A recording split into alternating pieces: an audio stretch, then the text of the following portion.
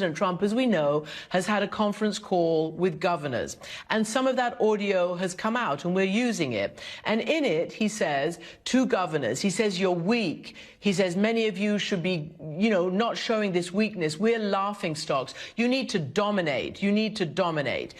I want to ask you not to, if you don't want to, comment on the President of the United States, but is the right direction for police today in this environment to go out and dominate and to show that they're quote unquote not weak? What should the police be doing now to calm this terrible situation?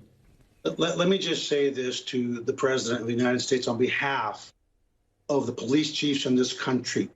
Please, if you don't have something constructive to say, keep your mouth shut, because you're putting men and women in their early 20s at risk.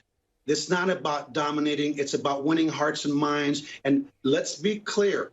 We do not want people to confuse kindness with weakness, but we don't want ignorance to ruin what we've got here in Houston. And speaking for my colleagues across the country, where their officers are being injured, community members are being injured, if you don't have something to say, like Forrest Gump, then don't say it, because that's the basic tenets of leadership, and we need leadership now more than ever. And it hurts me to no end, because whether we vote for someone, we don't vote for someone, it's still our president. But it's time to be presidential and not try to be like you're on The Apprentice. This is not Hollywood. This is real life, and real lives are at risk. And I ask the American people to please join with the police, stand together. Let's shift this to where it needs to be, to the voting booth. Pay attention to the hearts and of the people that we elect. And the reason this stuff happens is because too many people right now in this country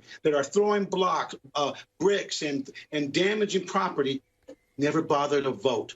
So you have a choice. Lift up your voice, be heard in the voting booth, and continue to march peacefully. So the focus remains on bad policing, criminal policing. And let's be real honest, this is not just about policing.